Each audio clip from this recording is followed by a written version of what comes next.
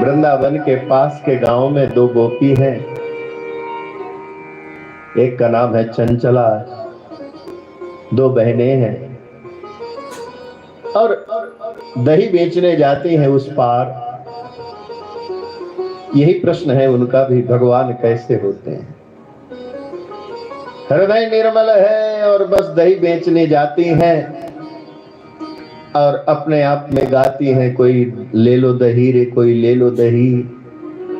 और बस हरि नाम का स्मरण करते करते कभी कभी भूल जाती हैं कि मैं दही बेचा हूं। हरि ले लो, हरि ले लो, हरि ले लो, मुख से निकलने लगता है। दही बेच के आवे और यमुना के किनारे बासी दाल और रोटी प्रेम से खावे।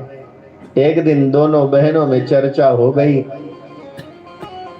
बड़ी बहन कहती है, भगवान होते हैं क्या? बोले हाँ होते हैं भगवान। छोटी कहती है होते हैं। बड़ी बहन कहती है कैसे होते होंगे भगवान,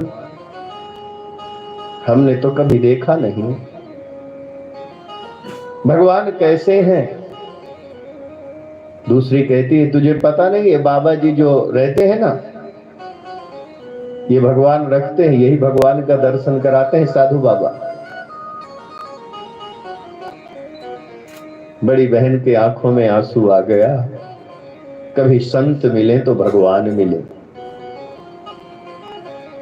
तो ठाकुर जी की ऐसी कृपा हुई कि थोड़ी देर बाद देखे कि एक साधु महात्मा चले आ रहे हैं नदी के किनारे।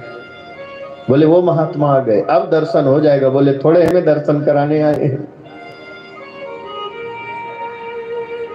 और महात्मा जी अपनी झोली यमुना किनारे रख दिए, नित्य कर्म के लिए एक तौलिया लिए और सारे कपड़े वहां रख दिए और आगे गए शौच के लिए।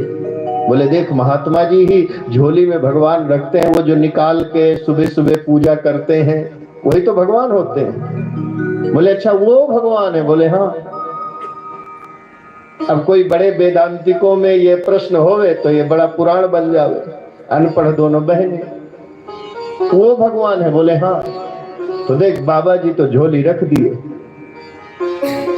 शौच के लिए बाबा आगे निकल गए। अच्छा तू बाबा को देखना, तब तक मैं झोली से। बड़ी बहन कहती है तू बाबा को।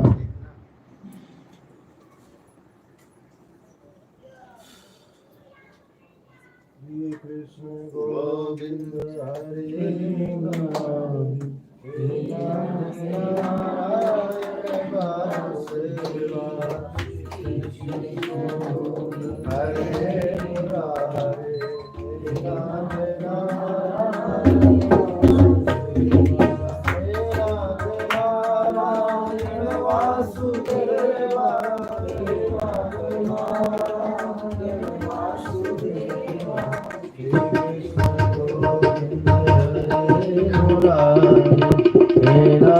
नारायण वासुदेव कृष्ण गोविंद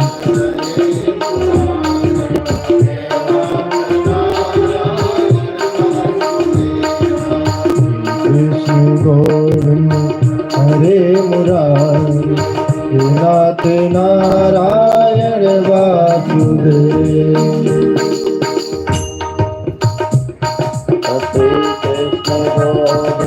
हरे मुरारे हे नाथ नारायण वासुदेव कृष्ण हरे मुरारे हे नाथ नारायण वासुदेव। और बड़ी बहन कहती है तू देखना। और छोटी देख रही है और बड़ी बहन तुरंत बाबा जी की झोली, और बाबा जी की झोली में मिले क्या? गोपी चंदन माला निकाली, भगवान तो नहीं मिले। बोले और देख देख अंदर होंगे। बाबा जी तो नहीं, बोले नहीं आ रहे। तब तक तू देख एक डिब्बा मिला, डिब्बा मिला है, खोल खोल, इसी में भगवान होंगे। और खोली तो ठाकुर जी उसी में बैठे। बाहर निकाली और जैसे ही चंचला ने भगवान को देखा आंखों में आंसू आ गए। अरे रे ये बाबा बड़ा निर्दयी है रे। कन्हैया को ये डिब्बे में डालकर रखा है, देख डिब्बे के डालने से बैठाने से हाथ पांव सब टेढ़े हो गए हैं। बैठा हुए ठीक से लाला खड़ा भी नहीं हो पा रहा। ये साधु क्यों बना है? साधु नहीं, मुझे लगता है कसाई है। दूसरी बहन भी आ गई, बोले हाँ हाँ ये टेढ़े हैं तो मक्खन उनके पास था, बोले आज तक कोई मालिश नहीं किया। और गोपी ने कन्हैया की ऐसी मालिश किया कि हाथ पांव कन्हैया के सीधे हो गए। ठाकुर जी खड़े हो गए, बोले देखो अब कन्हैया खड़े हो गए। ये निगुरा ऐसा है बाबा कि ये डिब्बे में डालकर भगवान के हाथ पैर भी टेढ़े कर दिया। अब तो हमारे पास कन्हैया को खिलाने के लिए भी कुछ नहीं है। मक्खन का भोग लगाई और बस रोए जा रही हैं दोनों। और उधर से बाबा आए, शौच करके आए तो नियम है कि बोला नहीं जाता जब तक स्नान न करें। बाबा तो अंदर से खूब गुस्सा, कैसी ये दुष्ट है, देखो मेरा सामान चारों तरफ बिखेर दिया है। बड़ा दुख हुआ।